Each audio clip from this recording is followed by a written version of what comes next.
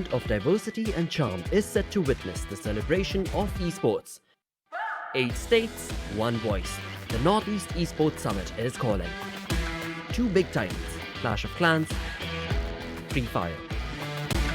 Compete in 4 online qualifiers to reach the grand finals.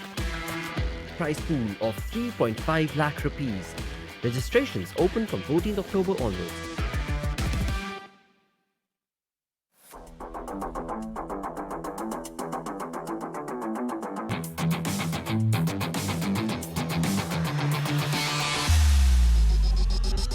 Airtel India Esports Tour continues its quest to find best esports athletes.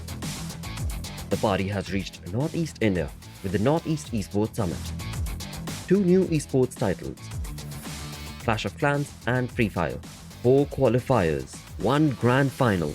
Prize pool of 3.5 lakh rupees. A golden opportunity to rank up on the national leaderboard of India's best esports athletes. Northeast, are you ready? Qualifier 1 registrations from 14th to 26th October.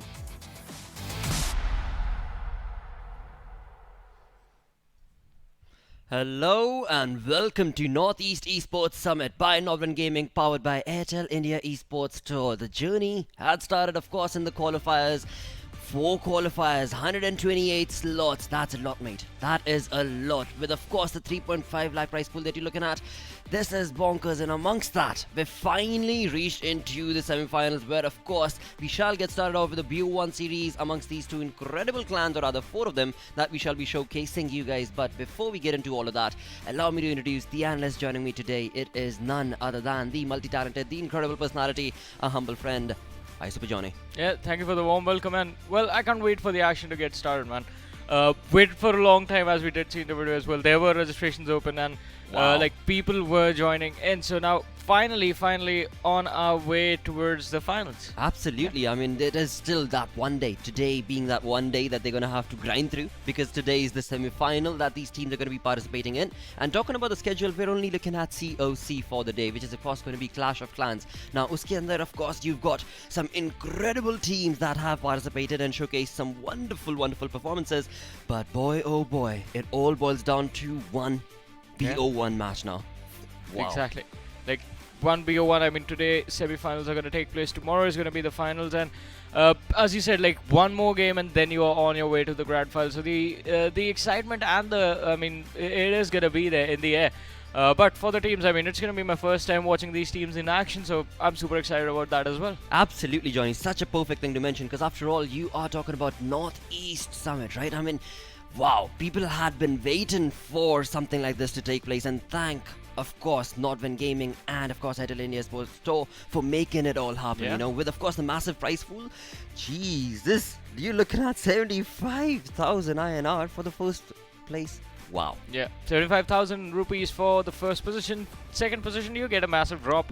You only get 25,000. Third position, you get third and fourth, you get 50,000. So just by being part of the semi-finals, you have sort of secured some money for yourself. Absolutely, and along with that, of course, never mind the ouch, because after all, I mean, you will be crowned the champion of Northeast Summit. I mean, come on, think about that. And along with that, of course, as we just witnessed, looking at the brackets, we've got the teams already prepped and ready, who are going to be Ahom. I hope I'm pronouncing your name right, guys. Going against Noob Scarlet. Yeah. Now, what I've seen based on the different journey that they've had throughout the qualifiers, Noob Scarlet has been just grinding against the competition, whereas on the other hand, Ahon has been very confident. Their approaches have been very swift and just clean, direct sweep across the entire board, you know.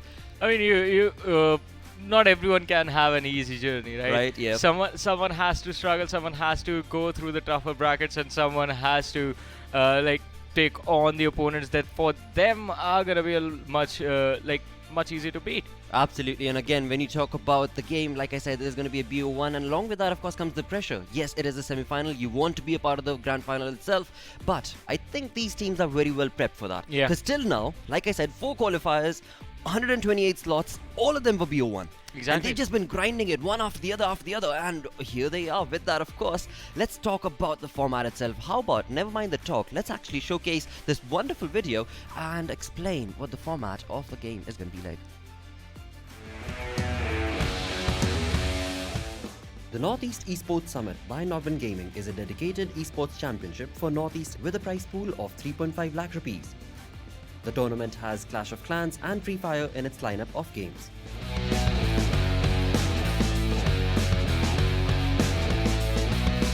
The tournament format is fairly simple. There will be 4 qualifiers for both games, and the team securing the top spot in the qualifiers final will earn a slot in the grand finals. Now let's take a look at the format for each game. In Clash of Clans, first, the registered teams will compete in qualifiers. Each qualifier will have 128 slots. This will be a 4-day affair, with the 4th day being the qualifier finals. All matches will be played in a single elimination best-of-1 format.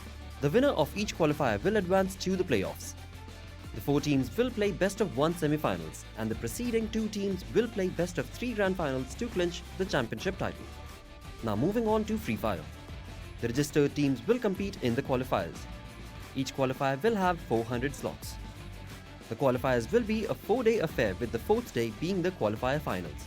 Each qualifier will have 3 rounds. After round 3, a total of 12 teams will reach the qualifier finals in each of the 4 qualifiers. The qualifiers final will be played in a best-of-5 format, out of which top 3 teams from each qualifier will earn a slot in the grand finals. The grand finals will have 12 teams competing in best-of-12 format to earn the title of Free Fire champions at Northeast Esports Summit.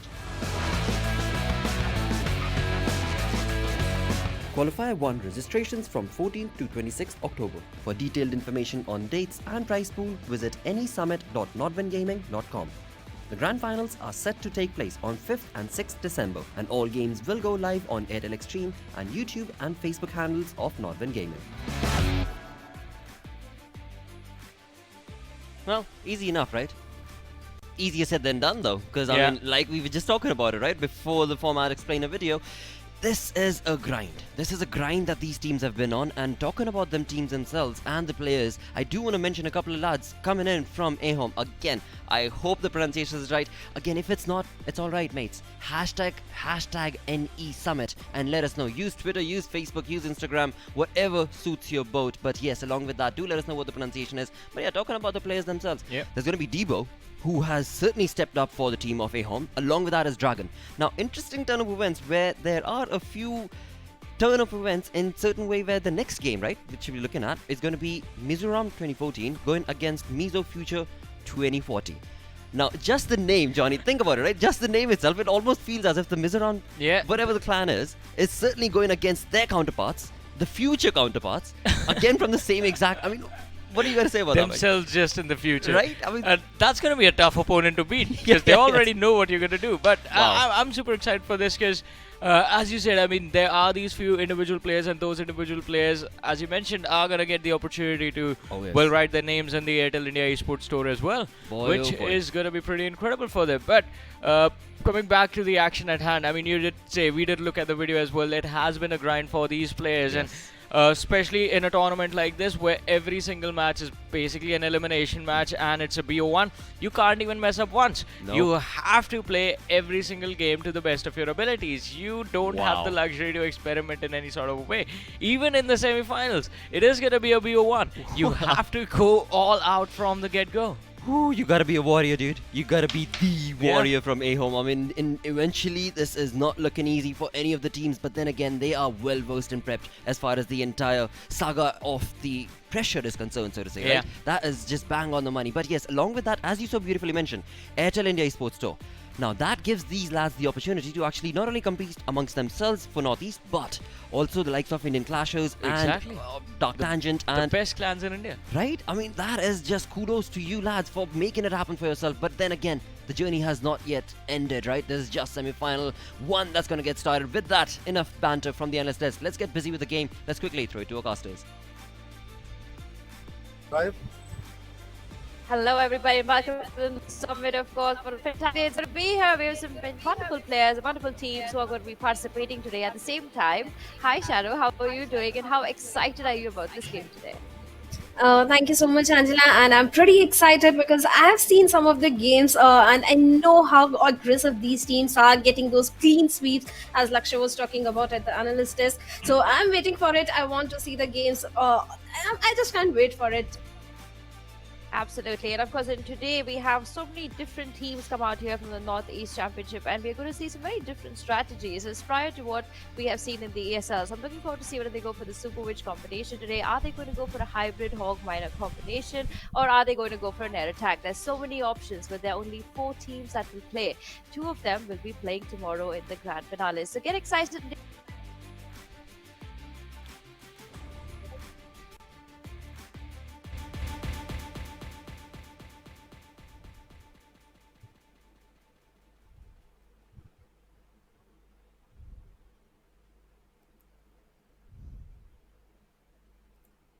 Hello, take over. And yes, the attack has already been started. And if we talk about it, there's an earthquake spell going on. And the queen, we can already see some of the healers going in. As Angela was talking about, we have to wait to that if it's going to be an air attack or not. It has got a pretty good air defense, but the healers are doing their work. And let's see if the archery queen can take down those healers or not. On the other hand, some of the wizards are trying to do some damage to the, I think, the elixir and the gold storages. Let's see what is going to be the next strategy, because still now they have been able to get only 6% of the damage, which is pretty low, and that mortar is going to, I think, pretty much destroy the healers. And let's see how that is going to turn out for the players. And if we talk about the Inferno Tower is also directing lots of damage towards, and there is coming in some air defense. I think if they would have used some balloons or not, we'll have to wait for it. And there comes another healers, and I think the healers are pretty much doing a very good job in it, because they have almost got the 20% damage in just a few seconds. And I think if we can push to it a 1-star attack. And there comes a freezing spell also, and let's see, the freezing spell has pretty much made the defense of the defense system handicapped. And let's see, there comes another healers, and the town has already been destroyed. And there comes a 37% damage. 37% overall damage has already been given, and I think they are pushing for a 3-star. They can easily go for a 3-star. If you talk about the Expo is trying to do, but the queen has already wiped out, making way for all the other troops to just enter into the zone. And I think the queen has already been taken down by that Inferno Tower. But I think the queen did her job. It had already given out 64% damage, and I think we can push to a 3-star. It looks like a 3-star attack. If the 2 mortars are taken down, we can easily push towards a 3-star, and the healers are helping the wizards and everyone to take that down. And the queen has already taken down one of the mortar. Another mortar is also being taken down. Let's see if the artillery queen right at the corner will be taken down or not. And the healer is trying to help the queen as much as possible, but the queen is very low on health. And there comes another attack, 77%. Can we push it to 100% attack? But no, I don't think we are going for a 100% attack. And I think that is it. It is just going to end into 77%, because he's just left with 1 P.E.K.K.A, and that won't be enough to push it to a 3-star. And I think that is it for the plus. And we really just have got 22 seconds, 21 seconds in his hands. P.E.K.K.A has already been deployed, it has already been taken down. So I think it is just a 78%. 79, but the archery queen will easily take him down. That was kind of expected. So 79% attack, that is pretty decent, but I think at this stage we would need a 3-star attack. That was not able, they were not able to get.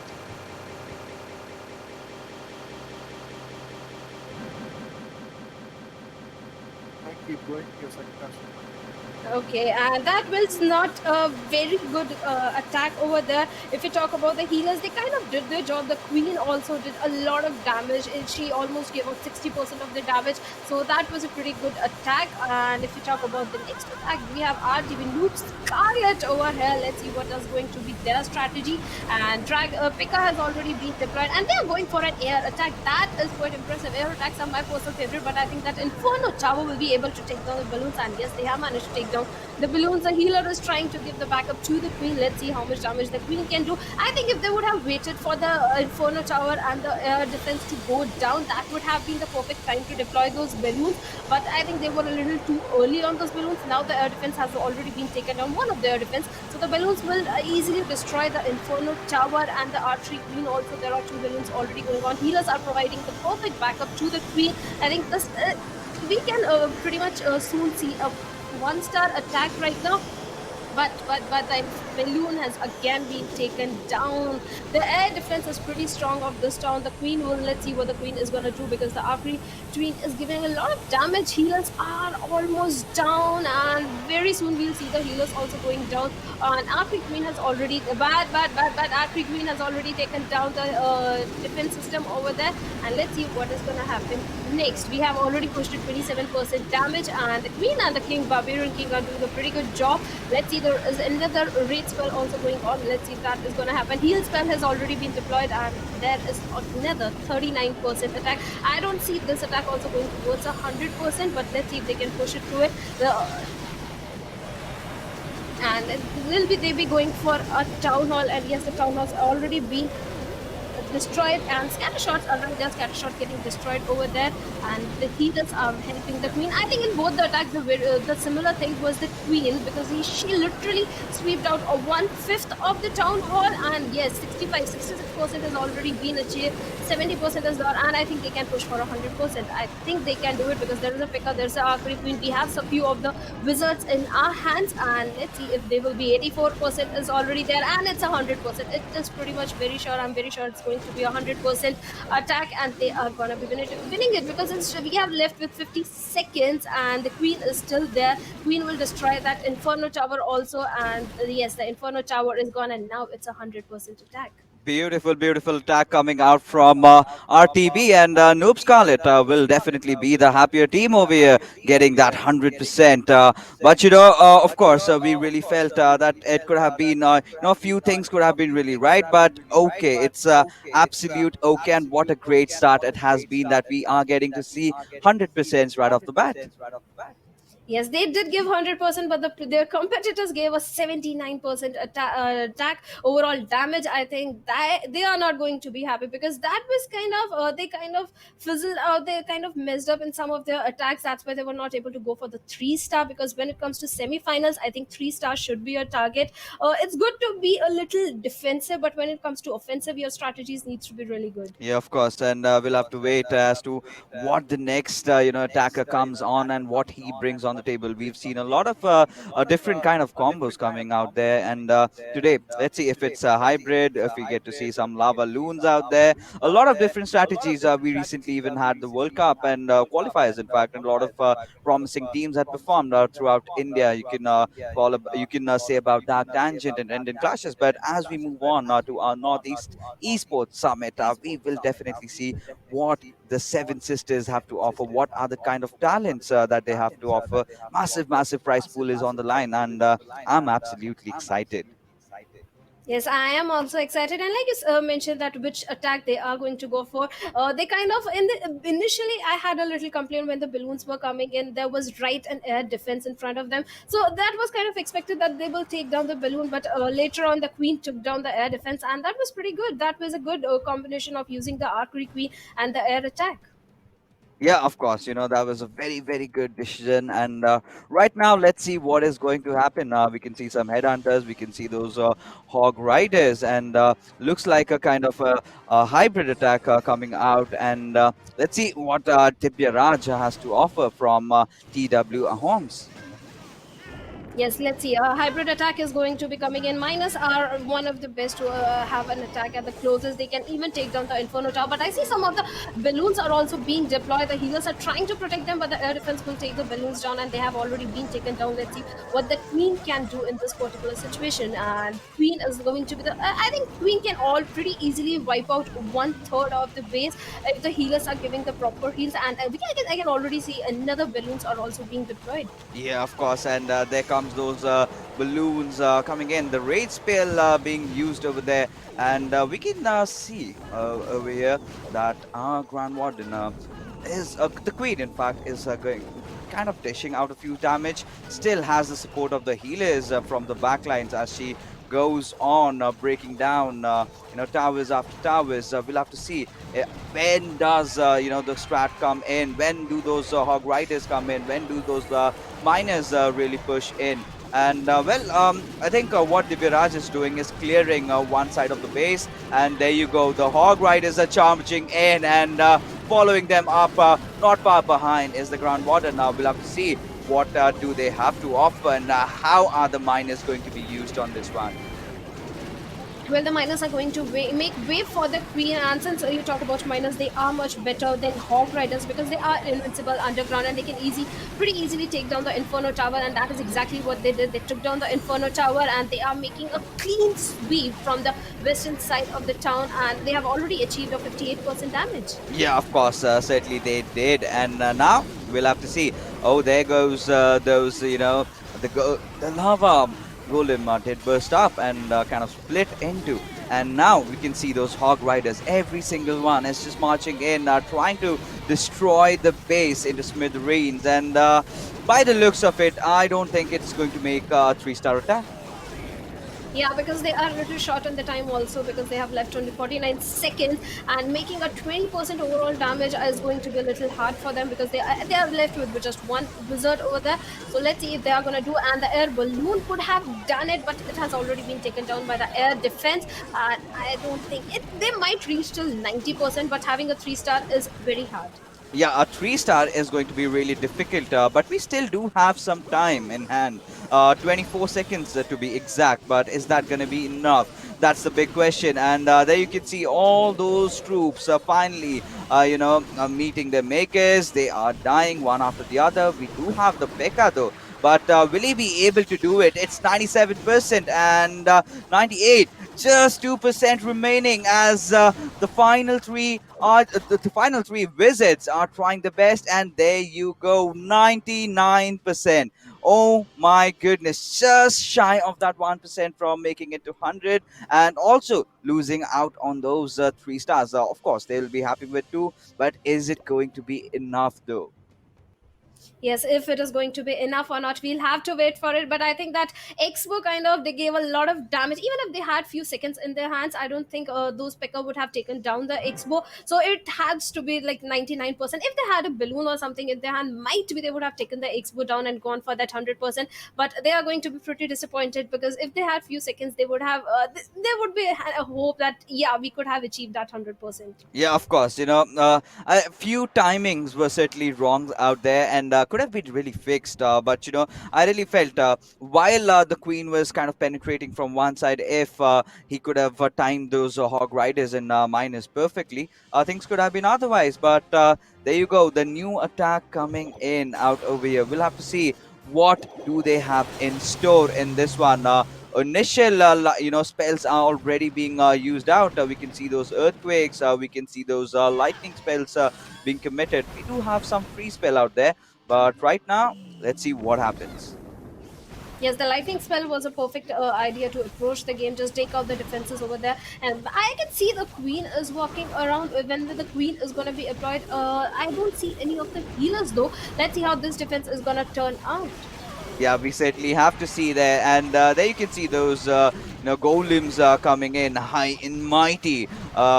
Whoa, that's a pretty good kick out there. Those skins coming out, the free spell being finally committed, and as the balloons go in, the Expo really dishing out a lot of damage and spotting them, in fact stopping them right on their tracks. But here we can see now Tonmoy, a 3-star, is actually aiming for a 3-star over here as the defense. So you can see the Grand Warden's ability being activated out there as he gets that small raid spell onto him as he keeps on destroying towers after towers. But how long is he gonna survive? And we can see some differences in the way Tonmoy is really attacking with his balloons out there, and there you can see the lava golem also coming out. So lava loon strategy being deployed by him, trying to penetrate mostly from the southeastern side, and let's see if we can be successful in damaging all these towers.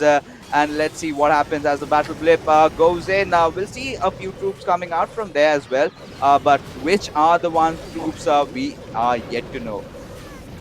Yes, the balloons are definitely giving a lot of damage, and another freezing spell has been deployed, but not enough to take down the air defense. I think the balloons were a little bad approach considering they have a good air defense in their town. So I think the balloons will be gone pretty soon because look at their health. Also, they are about to just go away in a few seconds, and let's see if they will be able to take that defense down. And if it does manage to take it down, let's see if the balloons will can approach for the 100% or not. They have already approached to the 89% overall damage, and all the auxiliary and the gold storage are being destroyed. We have a dragon also. Let's see if the dragon will be able to provide some help or not. I think the balloons will dish out a lot of damage. It's already 98, 99%, and we are going for 100% damage. There you go. Yet another 100% coming out from the team of Noob Scarlet. And what an amazing start, Shadow. What an amazing start. Two back to back attacks, and they've been hitting those hundreds like it's a walk in the park. And they've been making it so easy. And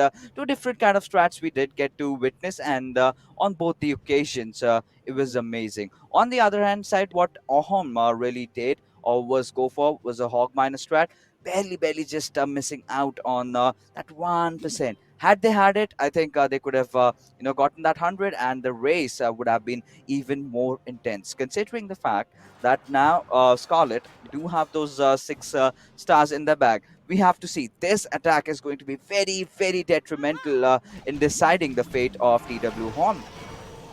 Yes, TW Home is still at the 4 star. Let's see if they will be able to get the remaining 2 stars or not. And we can already see some of the defenses, air defenses are they're trying to take down the air defenses and the archery tower also, but the X-bow are dishing out a lot of damage, and let's see if they will be able to take down. The balloons have already been taken down, but the queen is getting the support of the healer, so I think the queen can come handy in this particular situation. She can easily wipe out at least 1/3 of the town from this particular area. Yeah, of course. By the looks of it, this looks like another hybrid attack coming out there. The Hog Miner, we are just waiting for them to come in. And initial few starts with the Queen, giving her that heal backup from behind. And she is actually going to destroy the base, but how much is the big question. And there you can see the raid spill being committed, but still somehow, oh my goodness, the Queen now manages to survive. And well, she's healing up, and that took quite fast. And this is going to be a major boost for Dragon Warrior, because he's yet to deploy his Hog Riders and his miners, as the Queen is penetrating from the southern side all the way towards the eastern side. Now she has her eyes set on the center. Well, we are still yet to see, as the Expos are dishing out a lot of damage, what is going to happen. There you can see the Grand Warden also being deployed on the western side of the map, and all these Hog Riders are just marching in, taking down those defenses. We are yet to see the miners also being committed, and there they go, they've already been, but you can see the center tower, oh my goodness, a lot of damage being dished out onto it, and any single moment it will just get down. The down hole goes out of the question, but the defense from Frankenstein is still pretty hard, and it's hitting him, it's hurting Dragon Warrior. But what is he gonna do, as the spells have already been committed by Grand Warden, and he's just ramming through, destroying every single thing that he can see right in front of his face. Yes, they are definitely going for a 3 star in this particular attack, and the queen, that damage, and it was kind of expected the way the healers were providing the backup, but there is still an Inferno Tower left, and let's see if they will be able to take that Inferno Tower down or not, because queen is a little bit engaged, and she has definitely lost out a lot of damage, and I think the X-bow will be the one to take them down, and with that, we have got 82% damage. Can we push it to 3 star? I don't think that is possible. Yeah, of course. The only reason I felt that could not really work out was because of the fact that the moment he used his Hog Riders along with his Grand Warden, I felt the miners could have been better timed, or the initial entry point of the attack could have been really better. And he started off good. Then there's no second thoughts on that. The way he used his queen, but in the mid phases, that is where I really felt he did mess up, in fact. And with that being said, Noob Scarlet, kind of looking for a good victory. considering how they've been playing. It's the third attack already. After three attacks, they've just managed to get six stars. But look at Noob Scarlet. Just with those two attacks, they've managed to get six. And right now, what is really happening is that battle blip going in, and there it falls. Those troops coming out. Let's see what damage they do dish out. But by the looks of it, this also Shadow is in hybrid attack. Yes, this is definitely an hybrid attack, and that's the most common strategy which we get to see these days. Minus and Hog Riders coming into the action. In fact, Minus can take down the Inferno Tower pretty easily, and there we see that the Inferno Tower has already been taken down. And let's see if we can push to one star. One star is definitely coming in, but we'll have to wait for the 3-star. Queens is definitely sweeping the outskirts of the town hall, and the healers are coming into the picture. They will be providing the backline backup for the Queen. We can already see some of the balloons are also being deployed, but there are some dragons, and they have to be very careful of these dragons and the Inferno Tower. Queen is definitely taking a lot of damage, but here comes a freezing spell, almost making the defense system handicapped, and they can pretty much easily take this defense system down. Yeah, of course. And there goes that Queen falling out, and the lava loons from the side of the warrior really doing a lot of damage onto its healers, and that's not looking promising, to be honest. And another free spell comes out, and somehow, oh my goodness, the Queen still survives. The Queen still lives, and beg my pardon. And I really thought that she went down, and I was really flabbergasted, rather surprised as how could she go down so early. But things are good. But there you can see the push coming in. We are yet to see the miners have already charged in, and they are starting to destroy one side of the map. As we can see, all these Hog Riders also closing in, and now comes that main rush that we have been waiting for, as the Grand Warden, along with his troops, is just marching in, destroying whatever he can see in front of his face. But there's still a lot of damage to be done. There's still a lot of areas to be covered. Will that be enough? Initial start was kind of slow, but is he going to be able to catch up to that? We will have to see that in due course of time. Yes, we'll definitely have to see that, but the Hog Riders did their job pretty well. They dished out a lot of damage in that particular situation, and the Guardian is trying to take down the Inferno Tower along with the Queen, and let's see if they will be able to take down, because that Inferno Tower is dishing out a lot of damage to the Queen. But here goes that Inferno Tower, and it has already been taken down. I think we can push to a 3-star. We'll have to wait for it, because we are just left with the Queen I don't and think the it's going Guardian. to be a 3-star. It's going to be difficult, because the Queen has been taken down. It's just 15 And seconds left, and we yes. have got only a Guardian, and the XO will take him down also. Yeah, of course. And, a lot of mistakes were made initially. I really feel these teams, right from the start, aren't doing much, deploying their Queen along with the healers. But that's it. I expect, the attack or the pressure to come from either sides. But there you can see Noob Scarlet clearly kind of edging past against Orhom. And that's going to spell trouble. They need some 3-stars. Definitely. If they do not get that, I think it's going to be really difficult. Yes, it's definitely going to be difficult, because they haven't been able to get 3-star in any of their attack. On the other hand, Noob Scarlet are going for 3-star in every single attack, Yeah. and I think this is going to be a little troublesome for the players. Noob Scarlet is definitely coming out a winner till now, but let's see if there will be any comeback or not. That's the big question over here. But Noob Scarlet, I like what they are doing. They're switching things around. Every single player has his own style of attack. But now, as we can see, this one is going to be pretty interesting. We do see some balloons.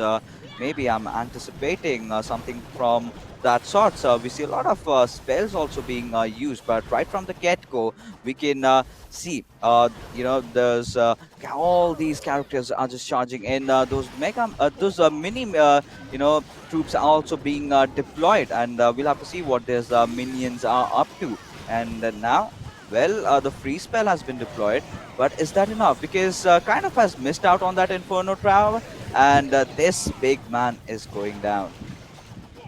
Yes, he is definitely going down. On the other hand, if we talk about Queen, she is also taking up a lot of damage from that X-bow. Here come some of the balloons. They will take down the archery tower, but if that will be enough or not, we'll have to wait for it. On the other hand, Pekka are trying to dish out some of the damage on the outskirts of the town. Queen is taking a lot of damage from the X-bow, and she will be going down, and she has already gone down. But here comes the surprise. There are some electro dragons and some balloons coming into the action. If this could have been done a little early, they would have taken that X-bow down, and Queen would have still been alive. Yeah, she certainly could have been, but there comes that battle blip along with those, balloons that are gonna just charge in right through the center, destroying everything that they could see in their path. All these tornado spells also being used from Manish, kind of trying to disengage or trying to disarray the flow of the attack. But no, that's not gonna deter our boy Pradip Taporan from achieving his goals, as he is wreaking havoc with all his dragons burning down the base.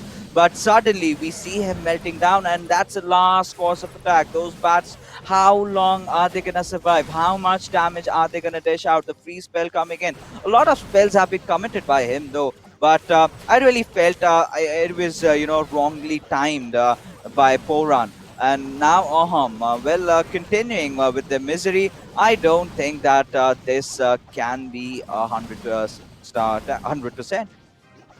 It is definitely not going to be 100% from the looks of it. Might push till 90% of the damage. And I totally agree. The timing was perfectly wrong, because when the Queen was taking a lot of damage, that was the time they could have deployed their Electro Dragons or the balloons. They were a little late on the timings, but they have achieved a 92, 93% damage over there. They still have got 36, 35 seconds in their hands. I think the Dragons can go for the 100%. We kind of underestimated them, and I think they will be going in for the 100%, because outside I can see some of the archery Queen also dishing out some damage. It's just few of the towers left, and here comes 100%.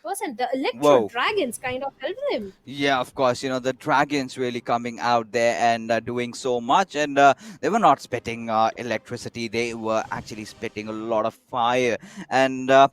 regardless of the common belief that we had that this might not be enough, somehow Pratipta did manage to clutch it out. And much needed 100% 3 stars coming out there from Ahoms, keeping them still in the play. But that's not just going to be enough. They have to deny Noob Scarlet another 3 star. They also not just once but twice, and they have to make sure that they have 3 stars in those remainder of the matches that they have. But as we can see, Frankenstein from Noob Scarlet will be the attacker on this one, and by the looks of it, we do anticipate yet another La Balloon strat.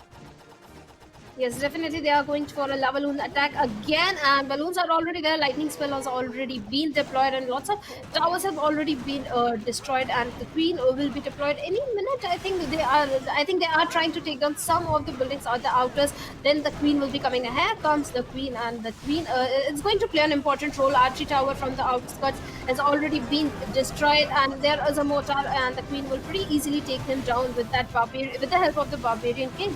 Yeah, certainly. But right now, the free spell coming out, is it gonna be enough though? Does not look like it, as the defense also is laying down a few troops from them, the ones coming out from the clan castle, and all those defenses are doing a lot of damage on the barbarian king. But how long is he gonna survive out there?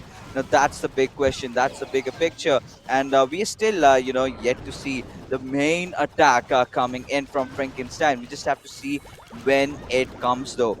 Just considering how Noob Scarlet have been playing, they've got a very good cushion onto it themselves, and there you go. There you go. All these lava loons coming in from the eastern side, dishing out a lot of damage. Would want to take down those eagle artilleries first, but look at the Inferno Tower. So much damage being dished out, and all these lava golems are just gonna be burned down to crisp. And there you go.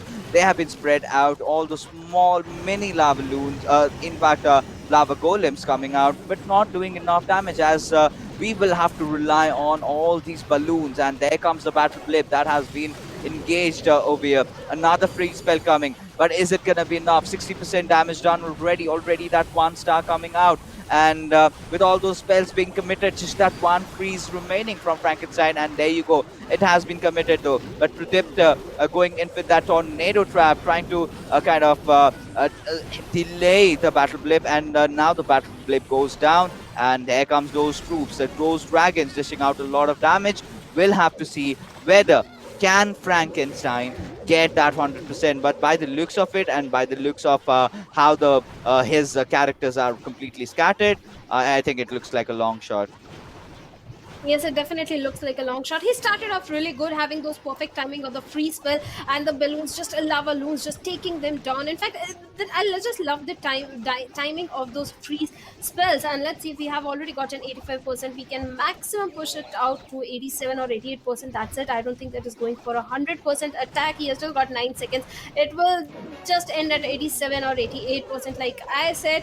And this, I think, from Noob Scarlet, we kind of expected 100%. But it's completely okay, Shadow, considering the fact that they still do have a good amount of lead against the players of Ahom. And yes, Ahom are on the right path right now, but what they also need to get is yet another, 3 stars, because if they do not get that, I think this is certainly not their day to be going into the next round, the finals. But now we'll have to see what really happens, because now we are kind of witnessing those similar strats being brought into the picture. This time we did, the town halls not that maxed out. I did see the eagle artillery in the last attack, but in the one previous than that, I could not spot it out over there.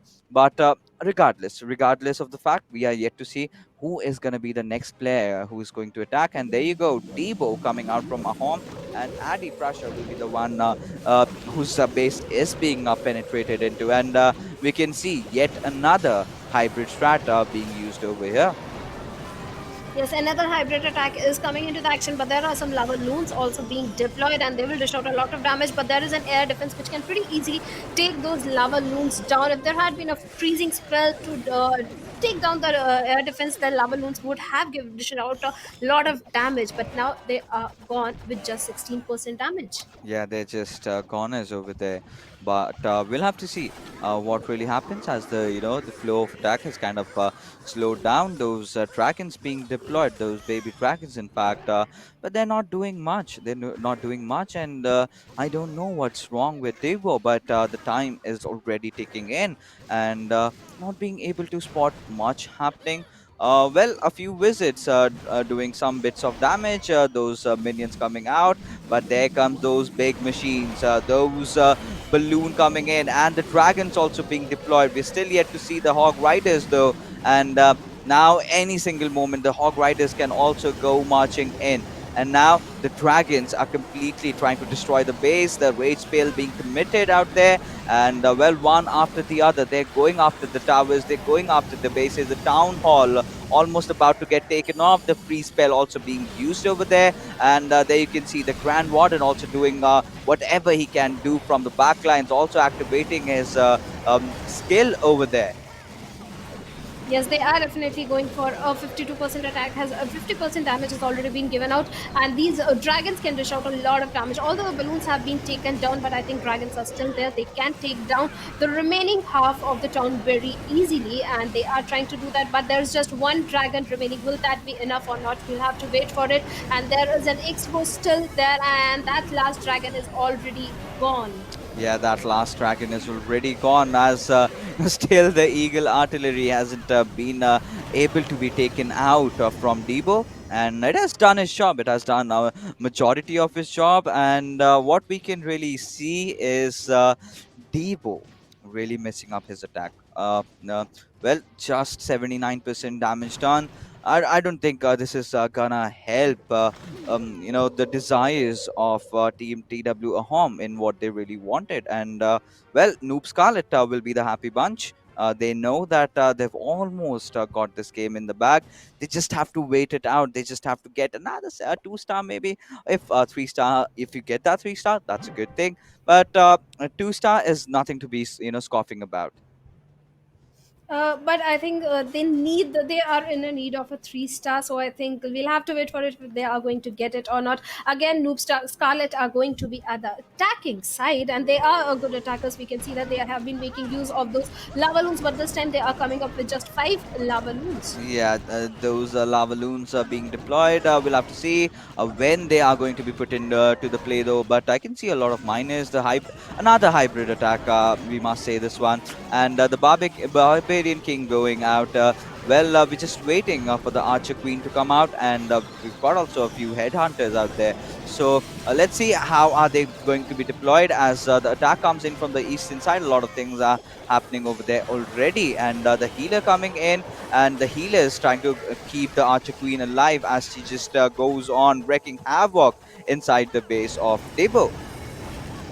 Yes, they are definitely doing it. And healers are providing the perfect backup that is required. And let's see if the queen will be able to take down. And yes, there is an expo that is giving lots of damage to the queen, but the healers are trying to help. But the healers are gone. They are being taken down, and this is going to be very much troublesome for the queen. Yeah, this is certainly going to be really troublesome as she has already been taken down. And here comes that hybrid push that we were talking about. The miners, the Hog Riders charging in throughout the base, but the Expo dishing out so much damage, trying to halt them out over there. But we will have to see what really happens as the Grand Warden has also been deployed, and he is just helping all his troops from behind, dishing out a lot of damage from his side as well, seeing whatever coming in his path. And there you can see all the spring traps also coming into play. Few Hog Riders already getting out of the playing field.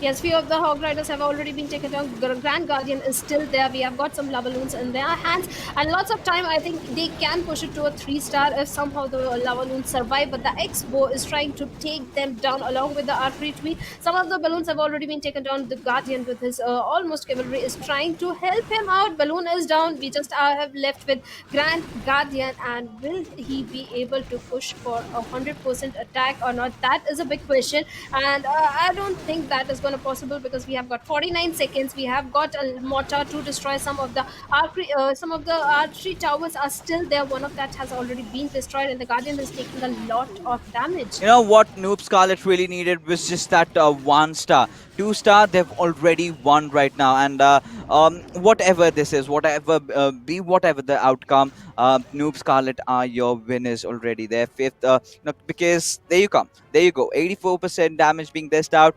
Those 2 stars are going to ensure that Noob Scarlet have edged past TW Ahom. And, what a good start. And talking about what really happened in those 10 games that we really saw was Noob Scarlet going off to a very, very good start, starting off with all those 3 stars.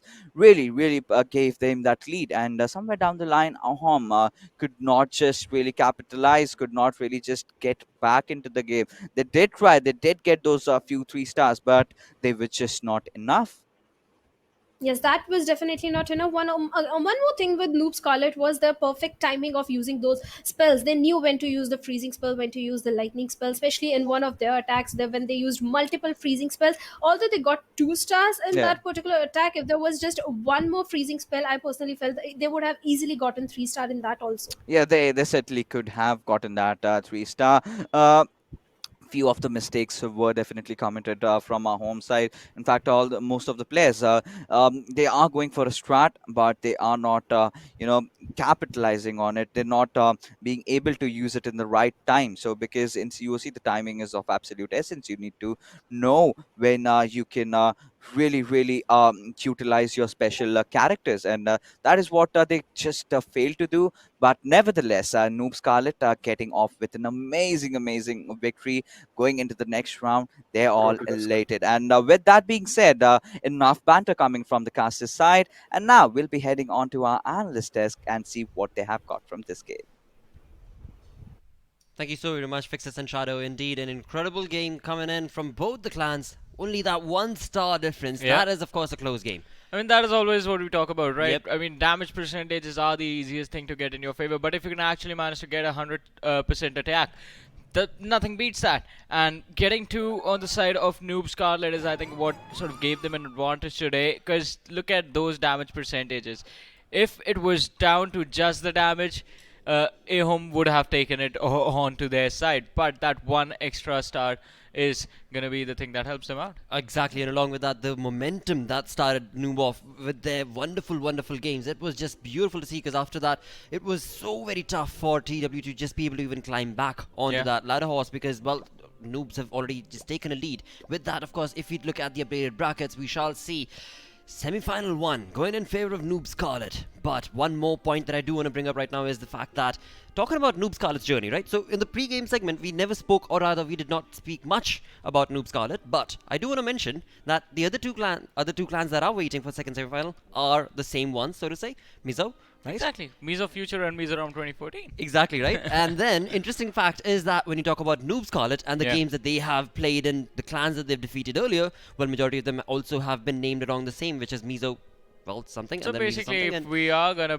It's like build a up a theory, it's Yes. like a lot of It's a basically a rivalry. big clan being beaten by Noob Scarlet. Yep. It could be. It could be. We are going to find that out after a short little break. Please do stay tuned. We will be right back.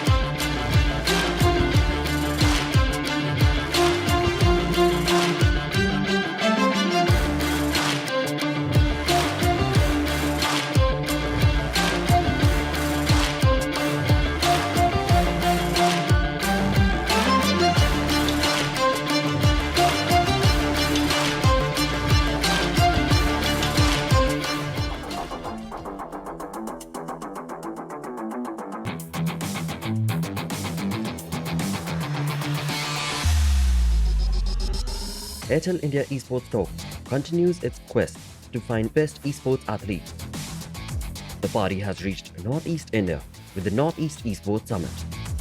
2 new esports titles, Clash of Clans and FreeFire. 4 qualifiers, 1 grand final, prize pool of 3.5 lakh rupees. A golden opportunity to rank up on the national leaderboard of India's best esports athletes. Northeast, are you ready? Qualifier 1 registrations from 14th to 26th October.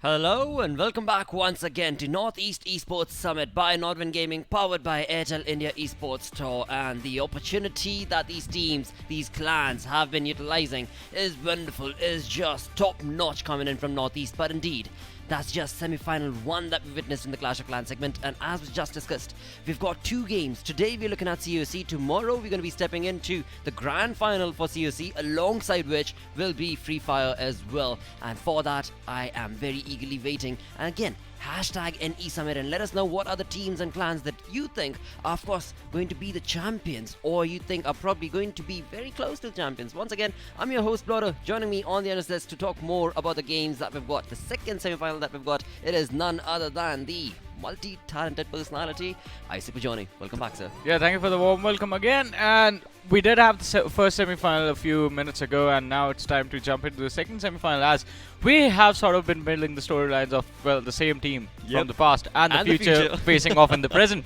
Yes, indeed. And when you talk about the teams, we're of course talking about Mizoram 2014 going against Mizo Future 2040. Yeah, we're just kidding about the fact that they are from the past and the future. They are different teams after all. But of course. Yeah, it no, is. No, no. You know what? Yeah. If you've got doubts about that, hashtag NE Summit and let us know. What do you think? Do you seriously believe that Mizoram is...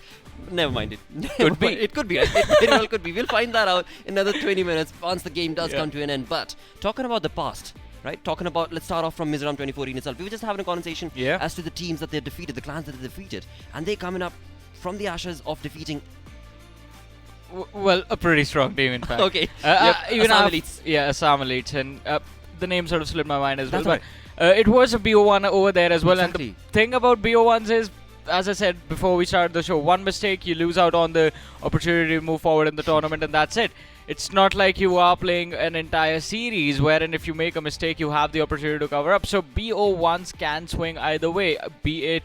it's basically a 50-50 that you have to take. Exactly. It's a 50-50 for sure. Along with that, of course, will be very, very important for you to get a steamroll and start. Yeah. If you try and get yourself a 3-star 100% or a very, very high damage percentile, then you know for a fact that the other opponent team, that might just be you in the future or the past, is probably going to be, you know, a bit jittery and, I don't know, I mean, we did see the jitters coming in the last match itself. I mean, wow. Damage percentage is on your side, but it was just that 1 star.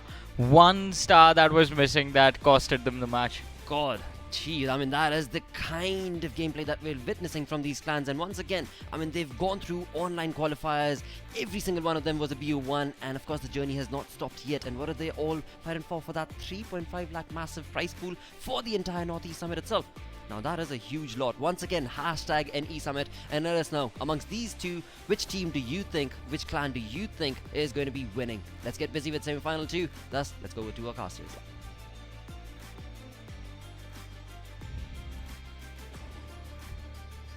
Semi-finals of the Northeast Championship. I am so excited. You can hashtag NE Summit and let us know who do you think is going to be taking this game and also making their way into the finale. Shadow, you just watched the first semi-finals. What were your thoughts about that? And what are you looking forward to see today?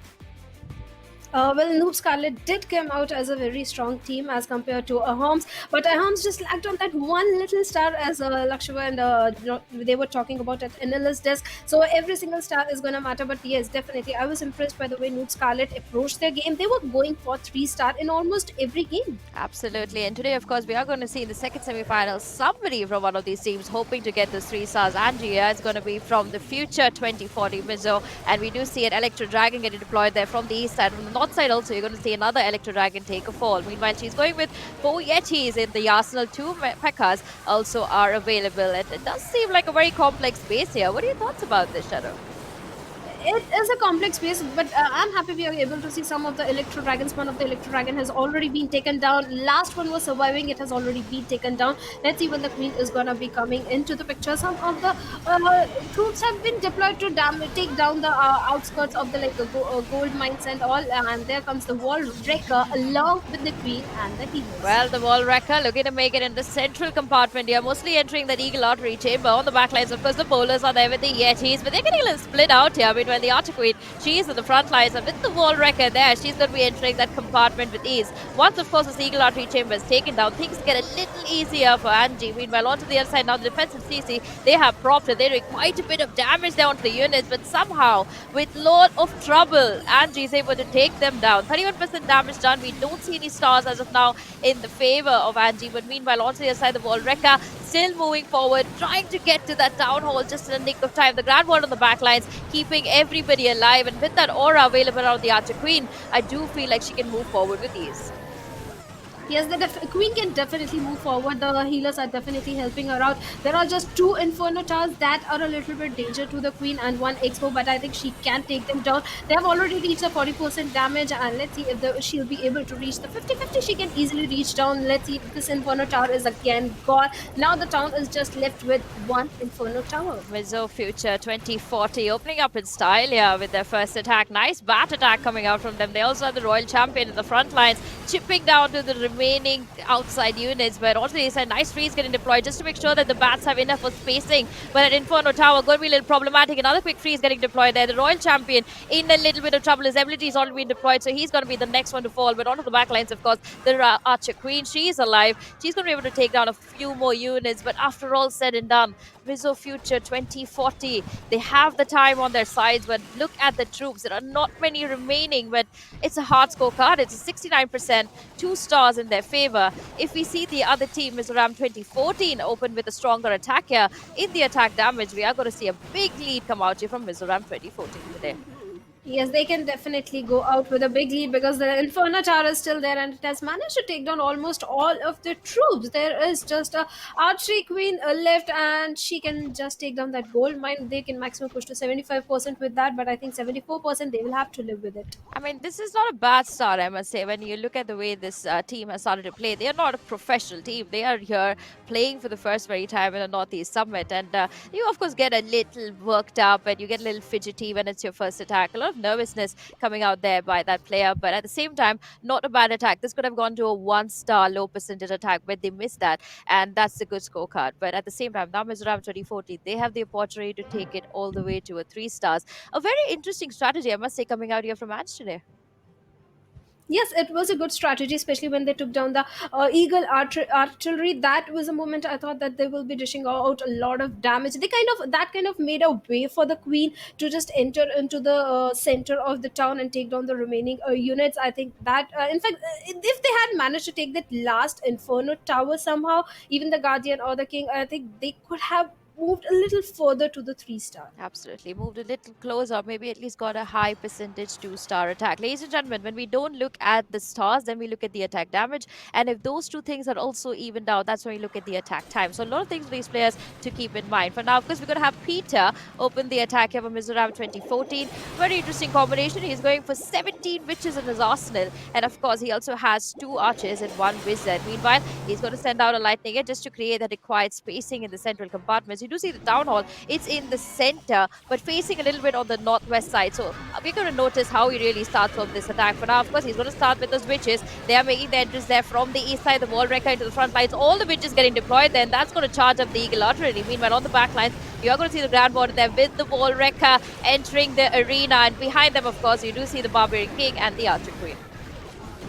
Yes, the Barbarian Queen and Barbarian King and the Queen are definitely going to be dishing out a lot of damage, but the Wall Wrecker is creating a way for all the witches to just move in and dish out a lot of damage. They are just sweeping from the southern side of the town. They have taken down all the units, but they have to be careful of that Inferno Tower that is quite far away, and that Expo will take down, maybe it can take down the Wall Wrecker pretty easily, and Wall Wrecker is about to be gone very soon. Let's see if the Queen will be able to take that Expo down, because that is going to be a crucial factor, and the Expo is gone. It's just surviving on a sliver of health over there, and the Queen, I think, has taken a lot of damage. Her ability is going to be deployed now, and that means the Town Hall is still alive. A lot of trouble here for Peter. He was expecting that Archer Queen to be able to take that Town Hall, but with it coming live, it just seemed to be a round of chaos. Meanwhile, onto the outskirts now, the Witches do want to make an entrance here. The Skeletons are getting pretty clogged up in this particular compartment, but they are able to move forward.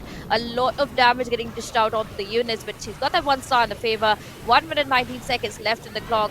Mizo Future 2040. They're trying to convert this. They could close with a high percentage 1-star attack, but that is completely going to cause them devastation as they move forward into this tournament. Meanwhile, out of the backlines, of course, you do see the Witches still chipping down to the outside units. That Inferno Tower, like you mentioned, is going to be a huge cause of concern. But Shadow, I'm really worried now. I don't really see that 2nd star coming live. That 2nd star is going to be really very difficult for them. Even though they have dished out 83% damage, still they are with 1 star. In fact, when the queen was just walking towards the town hall, that Expo kind of gave a lot of trouble to her, and that pretty easily took her down. If there would have been some healers to back up the queen, I think she could have taken down the town hall at that moment. Absolutely. Maybe reduce the Witches a little bit and added those healers because they are so very important for the Archer Walk, and somehow it has failed the team today. And we did see a very bad performance come out here as the opening performance from the other team. But with this 1-star performance, the pressure is going to move on to Mizoram 2014. For now, of course, it's Future 2040 coming in. It's Miles here who's going to be performing. He's going for a very tried-tested combination. We see the hybrid Hog Miner getting dropped here. 16 miners and 10 Hogs. Let's see how he starts his attack. He's going to start there with the Archer Queen on the south side of the map. The healers are there this time around to save the day. You also see a defensive Archer Queen doing quite a bit of damage there to the balloon, but they're going to be moving forward. Meanwhile, the Archer walk has begun. She needs to create that required funnel spacing. She knows how to deal with that defensive Archer Queen, but meanwhile, 12% damage done, 2 minutes 38 seconds on the clock. Yes, they have already achieved the 13% damage over there, and considering they have high numbers of miners as compared to Hog Riders, they can take down the 3 Inferno Towns pretty easily. Healers are there to back up the Queen, and she can dish out a lot of damage. She can almost wipe out 1/3 of the damage with the help of those healers. Let's see if that is going to happen or not. The Inferno Towers, and there comes a freezing spell at the perfect moment, and Queen will be able to take that Inferno Tower. But no, she gets a little distracted, and let's see, the Inferno Towers are still there, but the Queen, she has taken a lot of damage. Healers will be doing their job to provide the backup. The archery tower is dishing out a damage on the Queen, and her target, I think, right now should be the Inferno Tower. Absolutely. She needs to enter the Inferno Tower chamber, but for now, of course, you do see the defensive CCR ability is going to be deployed now, but the Lava Hound is not going to be taken down, so you got to be really careful. The poison, of course, getting deployed there onto all the defensive CC Drews with the healers. They're getting targeted there, and that's going to be another huge cause of concern here, but after all said and done, you do see the Queen, she's still walking forward. Meanwhile, onto the other side, the Seed Barrack is going to be deployed onto the left side. You're going to see the Grand Warden with the Hawks start their entrance, and that's going to be the first star with that Town Hall falling. They still have a long way to go. They're moving forward now into the second compartment, finally making it to the Inferno Tower compartment. There are quite a few chip damage troops available, but when we look at the west, at the east side of this map, there are still so many standing damage dealing units that have to be dealt with, and she's lost all her remaining troops here. Only the Royal Champion in the front lines now with the Hog Riders doing quite a bit of damage. 2 stars in his favor, 57% damage done.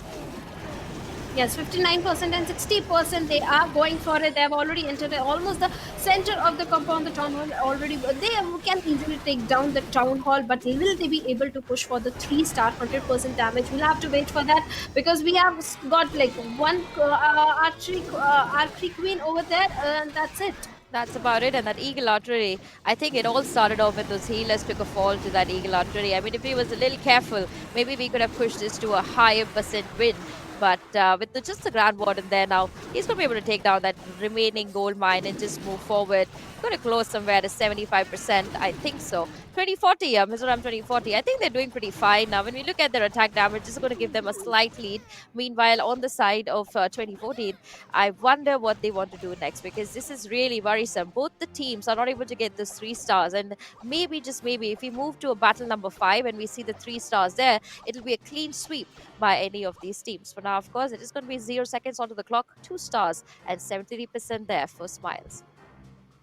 Yes, 73% and 2 star. I thought it would be, considering there were too many Inferno Towers, they had a high number of minus. Minus can easily go underground and take down those Inferno Towers. So I kind of hope that they will approach for a 3 star, but that Eagle Artillery kind of gave a little problem to them. They were not able to take it down. If they would have managed to take down the Eagle Artillery down, they could have approached, if not 3 star, a little higher percentage of damage. Absolutely. But that was an interesting thing, though, that the town hall was completely on the west side, but the Eagle Artery was on the complete opposite side. So it was a gamble move here. They could have easily taken down the Eagle Artery, but then the town hall star would have been a cause of concern. We just saw one attack end with a 1 star, 83%. They don't want that to repeat again. And to move the next attack, we do have Knight here making his entrance here to the Northeast Summit. Very interesting combination. He has his witches on the side. He also is going to be moving in there from the west side. Look at that start coming out from him. He is going full blaze guns out. And of course, he does have a wall breaker. He's going to be entering that first compartment. But if you look closely, the town hall is right in the core. So that's going to be a long walk for him.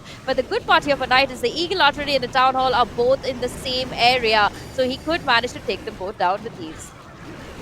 Exactly, this is going to be the problem for them, because having Expo, Eagle Artery at the same compound, they are gone, and they are almost gone. Or the Eagle Artery is gone. There are just 2 Expo at very low HP, and now they have already made their way to the town hall. So it won't be difficult for the Queen to take down the town hall. So let's see, they can easily go for it. This is a pretty easy 1 star coming in, and here it comes. The town hall has already been gone out, considering they had a perfect placement of that lava loon, but there are still 3 Inferno Towers. Let's see if they will be able to take them down. They have already taken 56% of damage, and they are just making their way towards the southern side of the town. Absolutely. You see 2 multi-Inferno towers onto the side, so that's going to be quite problematic. Against witches, of course, the multi-Inferno doesn't do a lot, but the Royal Champion, he has entered the compartment. So many ice golems making their way towards him, and that's going to be freezing that compartment completely, giving these Inferno towers quite a bit of advantage. But for now, onto the other side, now you do see the Grand Warden there. Still a few heroes in his aura, going to be able to get this percentage pretty high for them. 2 stars, 82% onto the board. Already a good start here for the team. Nice freeze getting deployed there. That is a defensive freeze, which gives the Wizard the opportunity to chip down onto the remaining witches. But meanwhile, the Royal Champion, he seems very confident moving forward. This does seem like the first 3 stars for the side of Mizoram 2014. It definitely looks like a first 3 star for them, and there comes another freezing spell. Now freezing spell. Now it's going to be very easy for them to approach for 100% damage and a 3 star, and it's already coming in. It was kind of expected, considering the placement of that Eagle Artillery and those 2 Expos. It was so easy. They had a wall breaker, and they almost pretty easily went to this 100% damage. They took down the Eagle Artillery, then they took down the Expo, made their way the wall breaker, made their way to the town hall, and town hall was just gone in a matter of few seconds. Absolutely. That was a very good attack, Amir. And not only for them, but the fact that they had that 1 star deficit that now they've been able to cover up with these 3 stars. So now, of course, both the teams sitting with 4 stars each, evened out. And the war has just begun. We have just seen about 2 attacks from each of these teams. We still have 3 more attacks to go. And that's going to define the fate of who's going to be moving forward into the final. So let's see who's coming out next year. It's going to be Angela. It's so nice to see this name yet again. Mizoram Future 2040 is going to be the player. And meanwhile, you also see a very interesting combination. Hybrid Hawk Miner combination. 22 Hawks, 15 Miners in the arsenal. And looking at the base layout, Shadow, what do you think? Where should they start this attack from?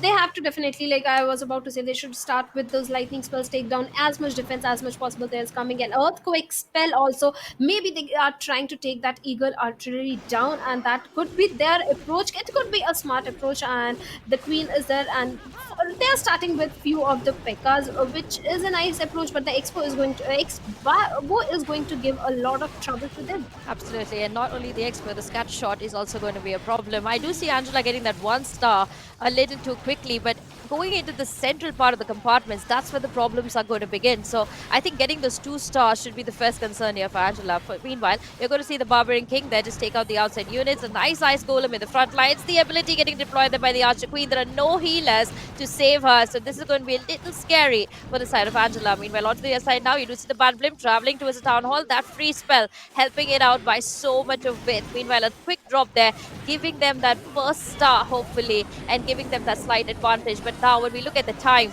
there's only 1 minute 56 seconds left. And with that, of course, you see another freeze spell onto the other compartment. The Royal Champion in front line trying to take down that third tower, but a lot of damage getting dealt to him. His ability soon to be lost, I think, and he's going to be the next one to fall.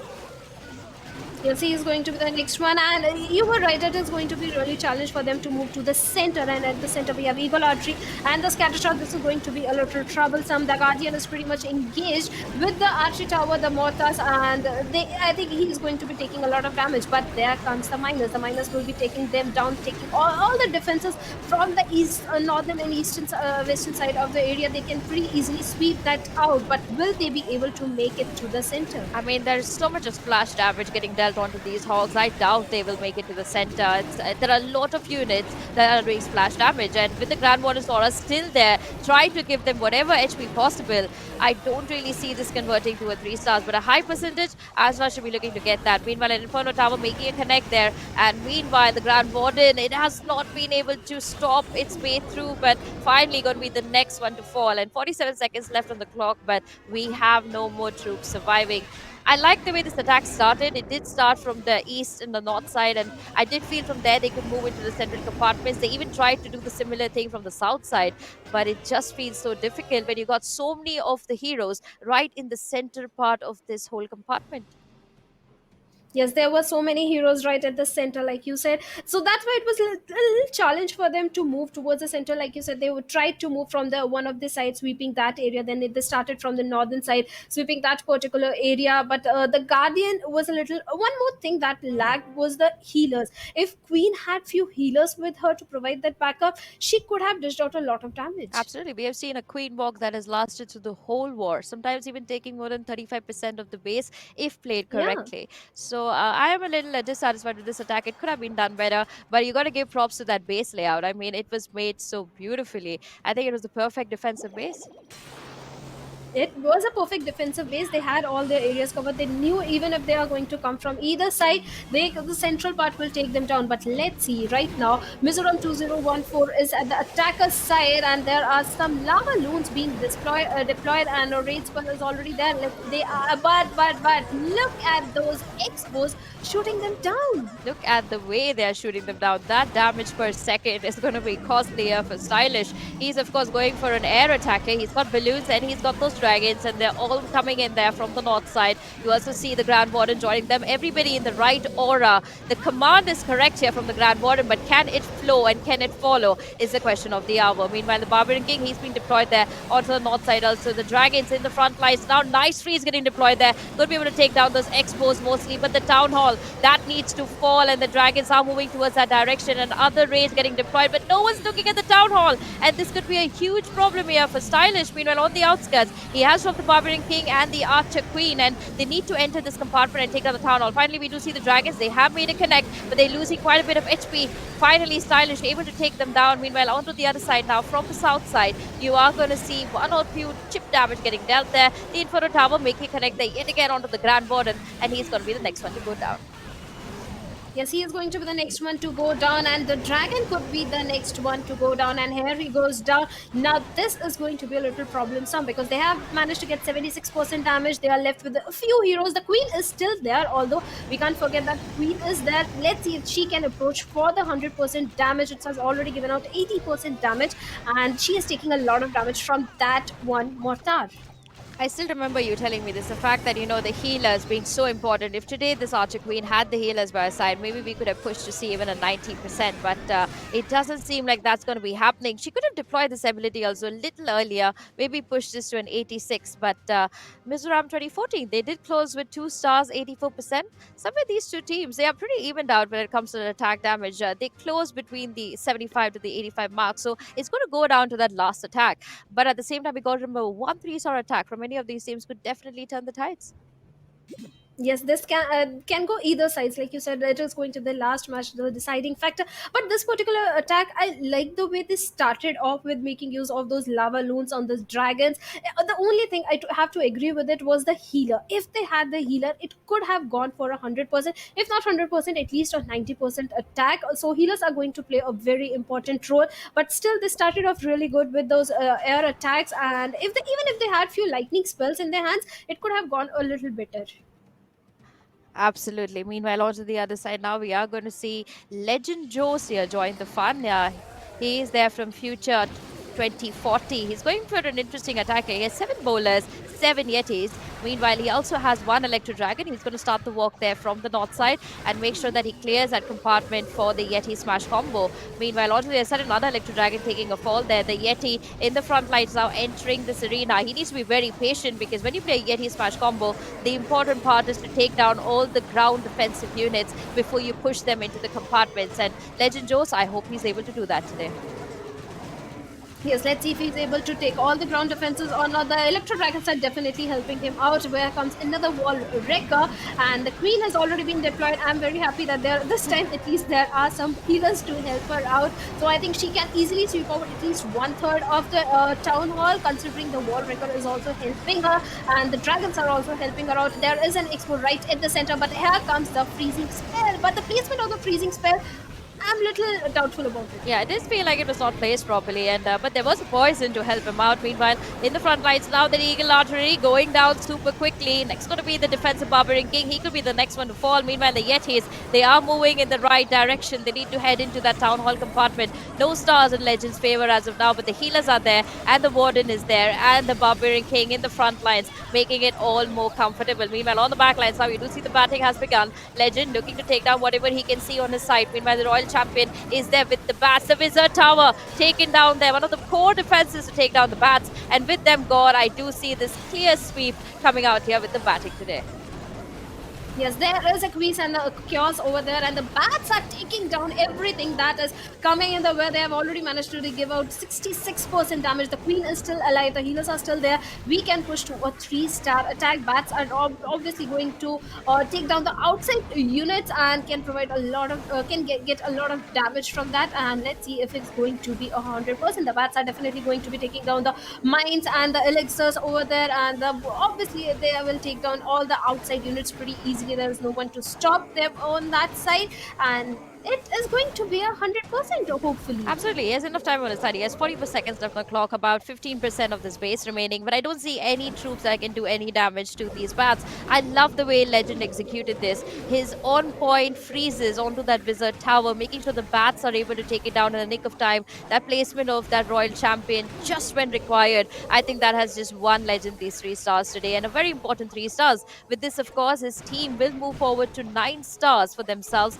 giving the pressure back onto Mizoram 2014. Let's not forget the fact that that is the team that got that 1 star, and if they again get a 1 star now, it's going to be a very costly affair. And with 9 seconds left on the clock, that is another 100% coming out here from Mizoram Future. Legend looking to be a legend here in the Northeast Summit. Yes, that was a beautiful attack. The first freezing spell, they kind of had a little problem with the placement of it. Instead of both the expos, they just had a one put it on one expo. But after that, all the freezing spells were on the perfect point, perfect timing, perfect placement. The bats almost took down all of the units from the outside area, and the Queen was alive till the end, thanks to those healers over there. And it was kind of expected that it's going to be 100% attack. Absolutely, and I see how excited both of us are about the healers. I mean, the fact that they are so very important. But also remember, I mean, I've seen attacks where we have not really seen healers, but they are called the suicide hero attack, where you basically just send the 3 heroes at the beginning to get that 30% before you send your hybrid attack. So I'm looking to see whether someone tries that out. But now, of course, we're going to see Yeti Smash combo come again. We also have 2 balloons in the arsenal, 3 wizards, and 5 healers. So good walk here coming in here from Chief. He needs to get these 3 stars for his team to give him that required lead. Otherwise, they are going to be on that 1-star backlash, which we don't want. For now, of course, we're going to see the Grand Warden in the front lines, the healers right behind him, and of course, there's also going to be a bowler just to help him out. Once he's done dealing with all these outside troops, I'm hoping to see whether they move towards the Eagle Artillery chamber or do they split the push and head towards the town hall. Yes, let's see if they will be able to reach the town hall or not. On the other side, we can see at the northern side, Pekka is trying to take down some of the outer units, but there are 2 archery towers which can take him down very easily. And we have a guardian sweeping all the way from the southern side, and the healers are definitely helping him down. But the problem is going to be the Expo and the Inferno Tower right in the center of the town. Absolutely, those 2 Inferno Towers going to be quite problematic here. And for that, of course, the Archer Queen, she's already started a walk. Meanwhile, onto the other side now. Nice freeze golem getting deployed there, giving enough room to the bowlers and the Yetis to enter the first compartment. Whereas Barbarian King is there to take in all the tank ability. But that tornado trap holding the Archer Queen in place. The healers are there trying to do whatever they can. The Wizard Tower needs to fall now, otherwise the abilities are going to be deployed. Meanwhile, onto the other side now, the Battle Blimp trying to make a connect on the tower, frozen in its tracks, but finally going to just crash land onto it, giving him that 1 star. 42% damage done, a lot of defensive CCs getting propped, and this Archer Queen needs to deal with them. Meanwhile, onto the other side now, look at those Inferno towers. They're letting nobody cross them. Exactly, the placement is so on point. All the 3 Inferno towers, they are not going to let anyone touch that town hall, and it is going to be a challenge to take them down. But they have managed to take one of the Inferno tower down, and let's see if it's going to be another one is also going to be going down or not. Queen is still there, the Guardian is still there, and let's see. They are trying to even dish out a lot of damage to the outer units that could increase their overall percentage. I mean, Angie's base defense really seems to be working in Mizoram Future 2040's favor. I've never seen a base layout like this, and I hope like a lot of teams have a look at this and really understand how to play against this base. But now, of course, an Inferno Tower making connected. The Grand Warden is going to be taking a fall. I did like the attempt from Chief onto this base, but it doesn't feel like we can convert this base into 3 stars with ease. And looking at those healers now, they're going to be the next one to fall there onto that Wizard Tower. 30 seconds left on the clock, but 72% damage done. Chief put his best foot forward, but it just wasn't enough today. Yes, it wasn't enough. Most of the troops were kind of distracted towards taking down the units that were at the outside of the whole town area, at the northern side and the southern side. And in that particular nick of time, the Inferno Tower kind of dished out a lot of damage. They did manage to take down the town hall, but that kind of helped them with 1 star. And I think that is decent, considering both the teams are going in for those 2 stars in most of the games. I think it's decent. Absolutely. It's better than not having a 1-star performance and then making it high star, because then it just gets so difficult. But if I go to ask you, just looking at that base layout, do you think a certain strategy apart from this would have had a better outcome? I think they could have made use of few more spells, like a freeze. If they had few freezing spells in their hands, this could have turned out a little better. All right, and for now, of course, this is the final attacker here from the side of Mizu Future 2040, looking to make his mark in the Northeast Summit. He's going to go with McLean, and McLean, of course, he's going with a hybrid attack here, 17 minus, 17 hogs. He also wants to go ahead with some archers and some bombers, but he has those 5 healers, which is the good news here. So the archer walk is not going to be too troublesome for him. Meanwhile, just looking at the base layout, yet again, I got to ask you, Shadow, what are your thoughts about it?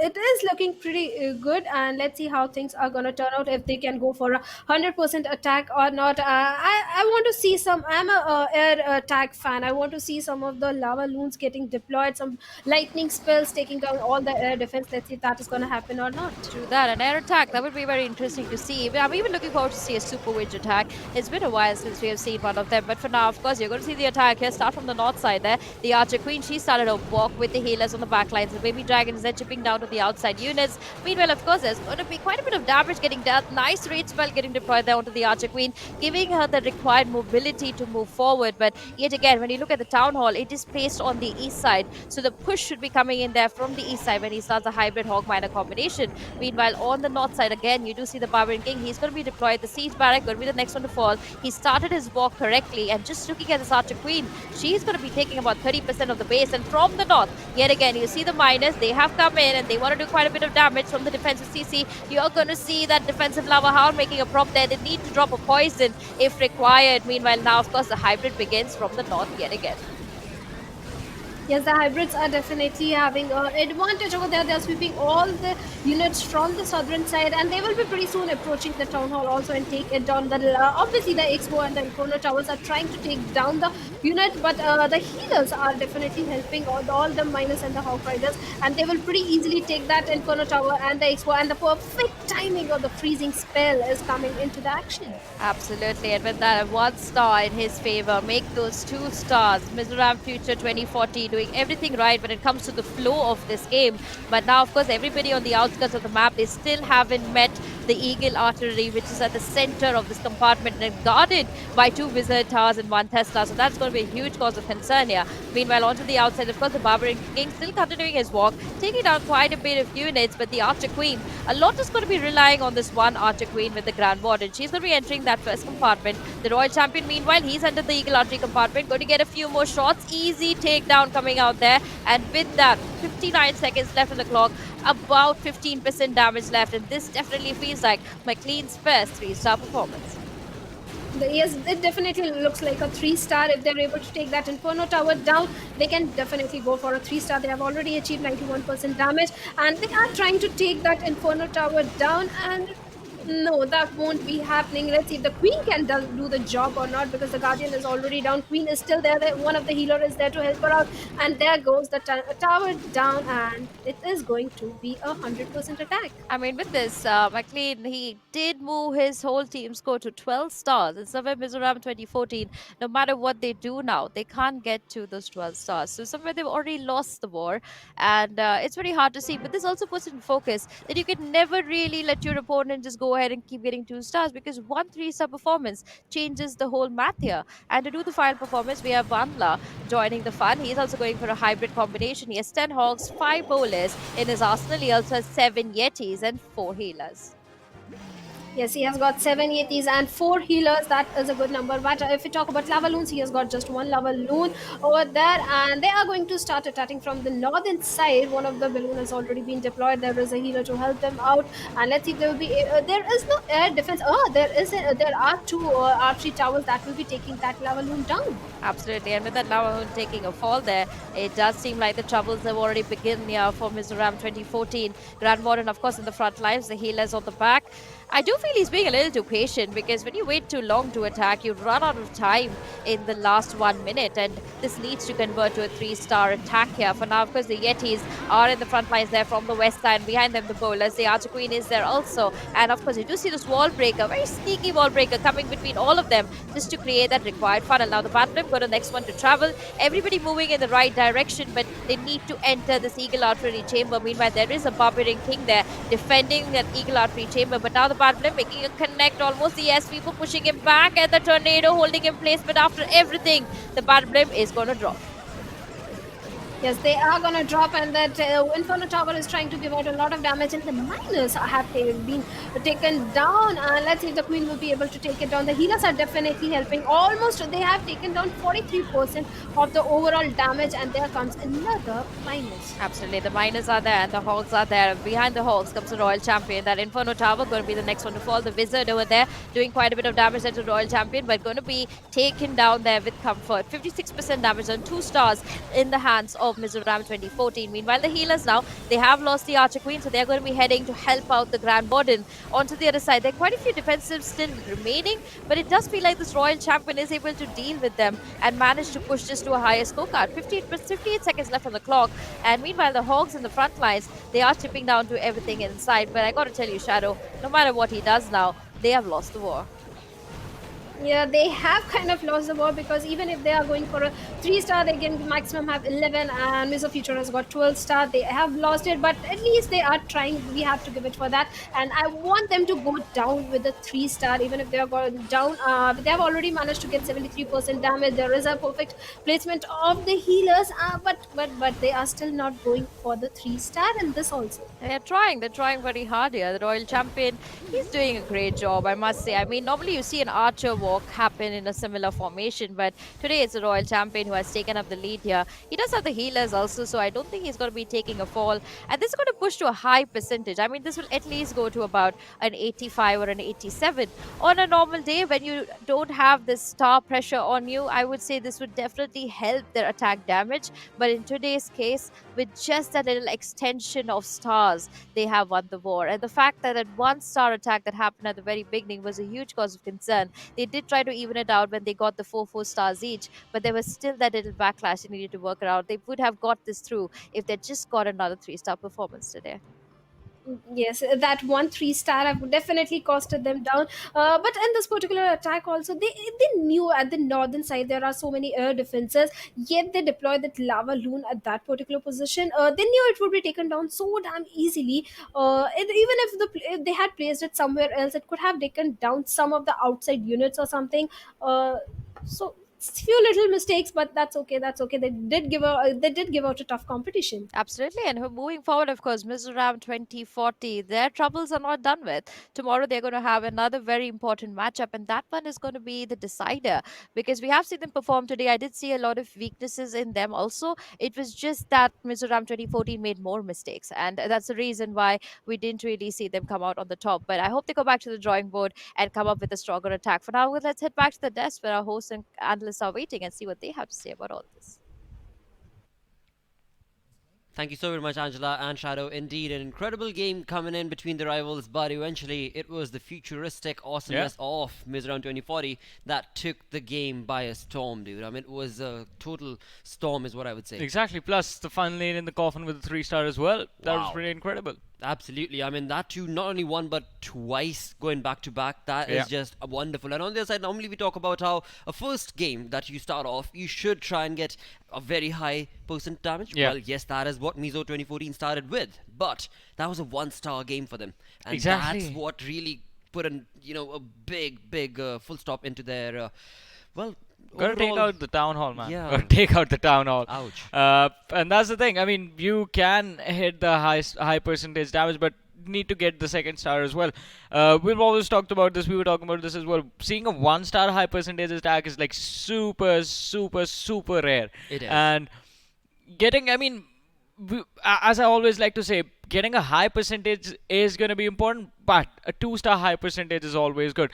3 stars are difficult to hit. We get that. You can't hit every attack 3-star, but make sure if you're getting it over an 84%, around an 84%, it is at least a 2-star attack. Absolutely, but genuinely though, when you do talk about the game itself, right? The Yeah, game it was brought close. It was close. It certainly was close. But the strategies being applied by Mizo 2040, I do want to point out that they were on point, dude. I Yeah. mean, the kind of swiftness that they brought along in so many individual games. I mean, the Legends gameplay was just so OP, so to say. I mean, the bats bringing in were just annihilating the competition, one after the other, towers going down. I mean, wow, what Exactly. a play, dude! What I a mean, play. bats are always pretty interesting, man. Bats, I mean, Yes. especially during the later stages when you know you just have a few buildings left and the opponent's defenses are down. That's, I think, the perfect time to take out the bats and just let them loose on the opponents. Not like towards the very closing stages, but when you are almost done with 50% of the base. Absolutely, and wow. With that, of course, we've got the two teams that are moving into the finals of this first qualifier for Northeast Summit, and that indeed are going to be these two teams that we shall, or clans, that we shall witness a grand final between tomorrow. Today, this is interesting turn of events. Of course, GG's to these teams, and once again, hashtag NE and hashtag their names as well, the clan names, and let them know that you love to support, you do love to see this sort of gameplay. Let them know as well as us. With that, of course, let's also talk about the Airtel India Esports Tour. Now, that is what has made this all that much more grand, that much more special. This is the first time this is all happening in Northeast Summit, and once again, I mean, it's just the first qualifier. If you guys sitting back at home think you've got what it takes, you think you're probably better at this game than the clans that you witnessed, what's stopping you? Just go on, get yourself into the registrations, and once again, you could very well be a team that we could be looking forward to in qualifier 2. Yeah, definitely, and it's going to be super exciting. I mean, you can get an opportunity to get your name in the Airtel India Esports Tour. Boy, oh boy, and that is going to be a humongous feat if you're able to achieve that. And once again, you've got all the support coming in from us, of course, but be ready for that grind. You know, it's all about that grind. But yes, with that, this day number 1 of our Northeast Summit qualifiers does come to an end. Thank you so very much for tuning in. Once again, thanks to Nodwin Gaming for making it all happen, and of course powered by Airtel India Esports Tour. As we've been mentioning, once again, do check that website out, because there are incredible players who have been already part of that,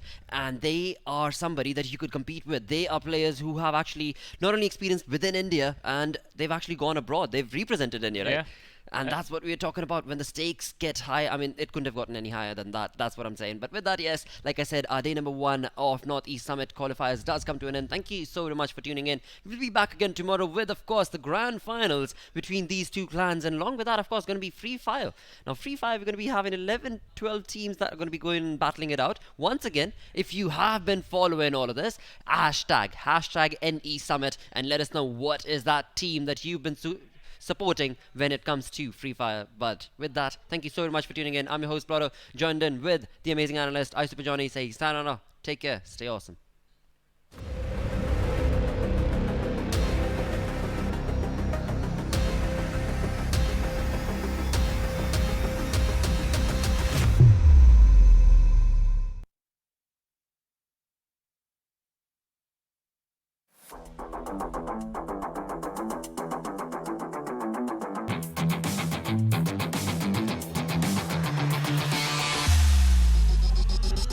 Airtel India Esports Talk continues its quest to find best esports athletes.